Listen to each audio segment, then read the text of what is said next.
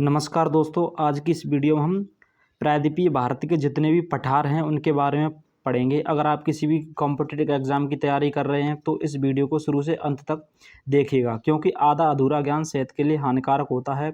इस वीडियो को देखने के बाद पठार से एक भी प्रश्न बाहर नहीं जाएगा। आइए बिना टाइम वेस्ट करते हुए वीडियो स्टार्ट करते हैं।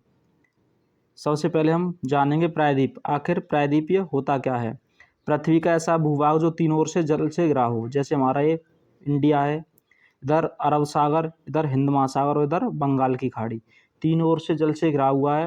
इसीलिए इसको हम क्या बोलते हैं, प्रायद्वीप। ठीक है, यह गोंडवाना लैंड का हिस्सा है और यह प्रायद्वीप पठार भारत का सबसे पुराना भाग है। ठीक है, प्रायद्वीप समझ गए। अब चलते हैं हमारे प्रायद्वीपीय भारत में कौन कौन से पठार आते हैं। सबसे पहला पर्वत है अरावली पर्वत। कौन सा पर्वत है? अरावली पर्वत, जिसका विस्तार गुजरात, राजस्थान, हरियाणा और दिल्ली तक है, जिसकी लंबाई लगभग कितनी है? 800 किलोमीटर है। यह विश्व का सबसे प्राचीन पर्वत है और इसकी सबसे ऊंची चोटी का क्या नाम है? गुरु शिखर, जिसकी ऊंचाई 1122 मीटर है। अरावली से मार्बल स्टोन निकाला जाता है, जिसे खनिजों का क्या कहा जाता है? अजायब घर। अरावली पर्वत से क्या निकाला जाता है? जैसे ग्रेनाइट, मार्बल वगैरह कहाँ से निकाला जाता है? ये सब अरावली पर्वत से निकाला जाता है। इसी प्रकार अगला पर्वत आता है पर्वत या विंध्याचल पर्वत। कौन सा पर्वत? विंध्याचल पर्वत, जिसका विस्तार कहाँ पर है? एमपी यानी कि मध्य प्रदेश में। उत्तर भारत और दक्षिण भारत के विभाजन के साथ साथ इनकी नदियों का भी विभाजन करता है। पन्ना की खान भी इसी पर्वत में स्थित है। और पन्ना की खान कहाँ पर स्थित है? विंध्याचल पर्वत में। यहाँ से लाल पत्थर निकाले जाते हैं। यह भ्रंश पर्वत है। भ्रंश मतलब बहुत ही पुराना पर्वत है। और पन्ना की खानें किसके लिए प्रसिद्ध हैं? हीरे के लिए। हीरे कहाँ से निकाले जाते हैं? पन्ना की खान से। आइए आगे चलते हैं।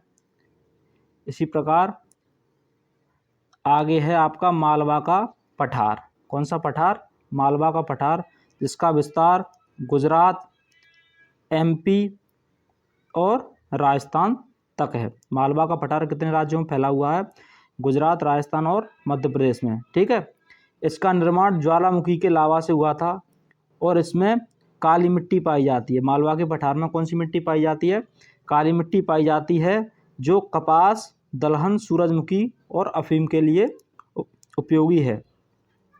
किसके लिए उपयोगी होती है मिट्टी? काली मिट्टी कपास, दलहन मतलब दालों और सूरजमुखी के लिए।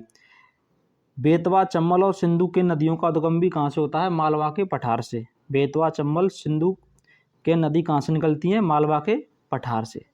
इसी प्रकार अगला पर्वत है सतपुड़ा पर्वत। कौन सा पर्वत? सतपुड़ा पर्वत, जिसका विस्तार गुजरात, एमपी और छत्तीसगढ़ यानी कि 3 राज्यों में है। ठीक है, महादेव की सबसे ऊंची चोटी धूपगढ़ है, जिसकी ऊंचाई 1350 मीटर है। मेकाल की अमरकंटक से चोटी से सोनम निकलती है। सोनम एक ट्रिक का नाम है। सोनम मतलब सोन नदी, नर्मदा नदी और महानदी। इसके बारे में इतना ही है।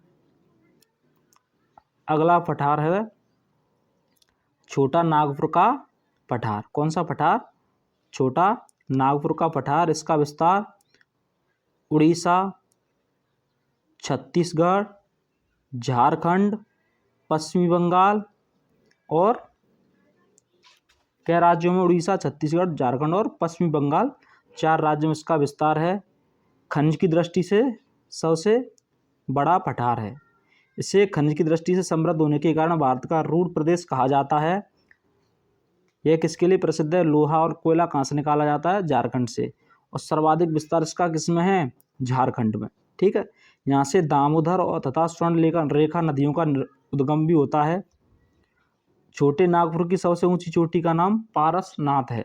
क्या है? पारसनाथ। इसी प्रकार आगे चलते हैं। आगे है दक्कन का पठार। कौन सा है? दक्कन का पठार। यह 6 राज्यों में इसका विस्तार है। 6 राज्य कौन कौन से? मध्य प्रदेश, महाराष्ट्र, कर्नाटक, केरल, तमिलनाडु और आंध्र प्रदेश। 6 राज्य कौन कौन से? देखो मैप में बताता हूँ आपको। ठीक है, मध्य प्रदेश, महाराष्ट्र, केरल, कर्नाटक और आंध्र प्रदेश। ठीक है, इन 6 राज्यों में इसका विस्तार है। और क्षेत्रफल की दृष्टि से सबसे बड़ा पठार, क्षेत्रफल की दृष्टि से कौन सा पठार है सबसे बड़ा? दक्कन का पठार।